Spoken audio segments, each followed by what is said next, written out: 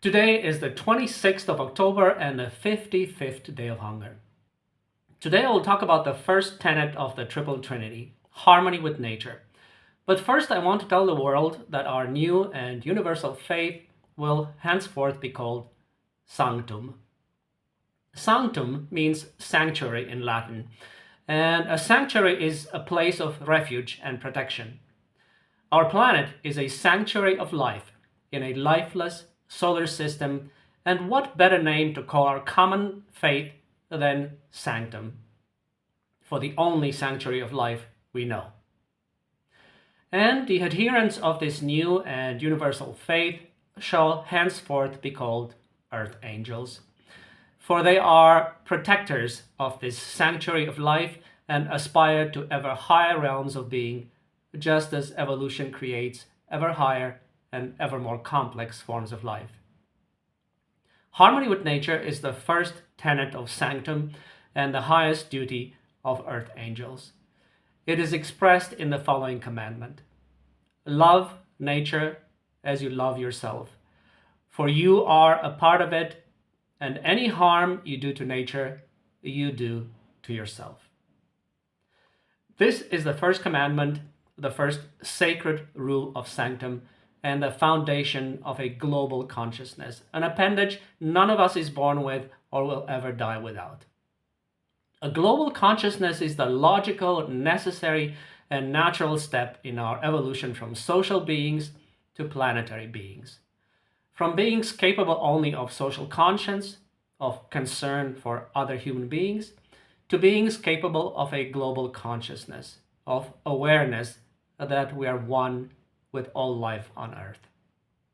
Just as we are separate and different individuals physically, but one socially, likewise we are separate and different beings biologically, but one ecologically.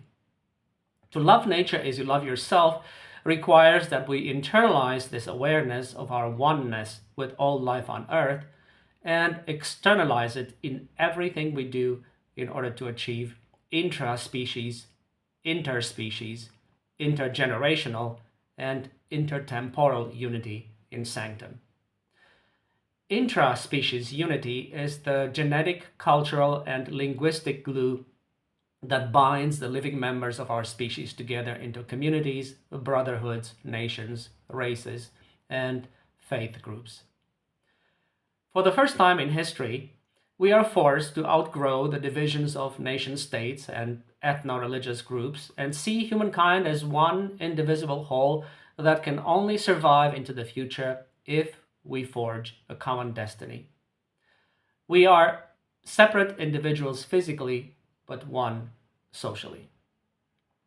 Interspecies unity is the ecological and symbiotic glue that binds the living members of our species with all other species into ecosystems and environments that exist because of our combined interaction and interdependence, as well as the linking of biotic and abiotic components through nutrient cycles and energy flows.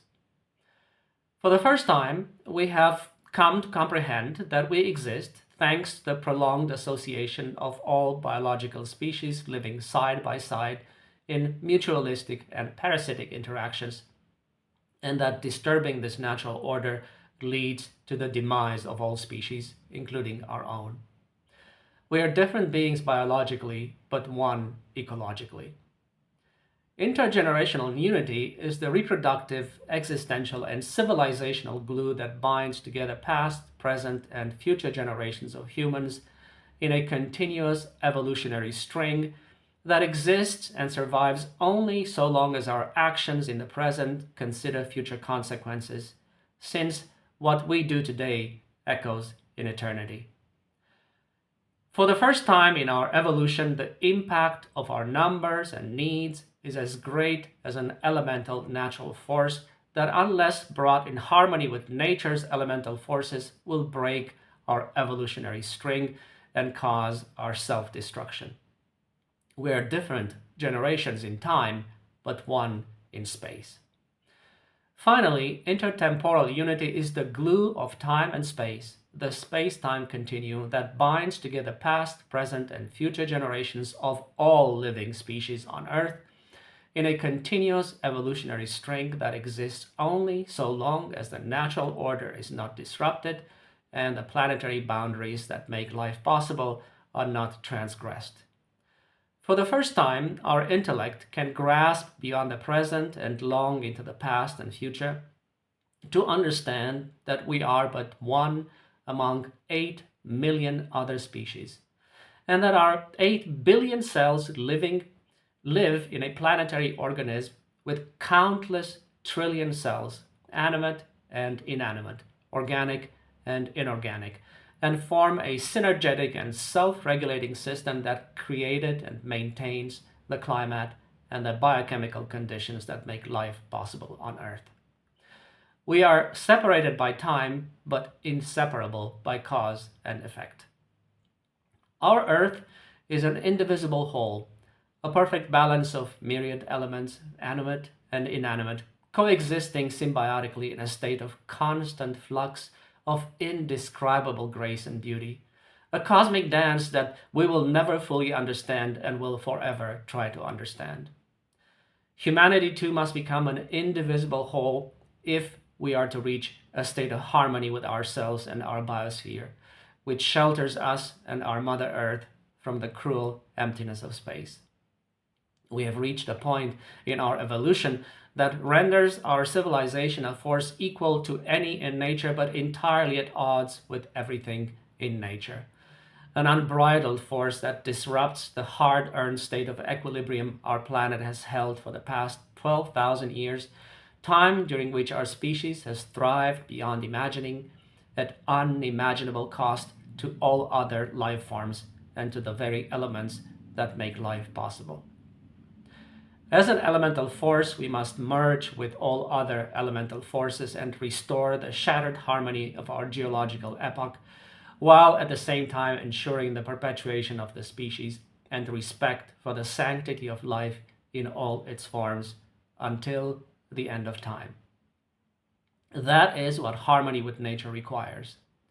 It is the first and most important tenet of Sanctum and the primary concern of earth angels, because everything else depends on it.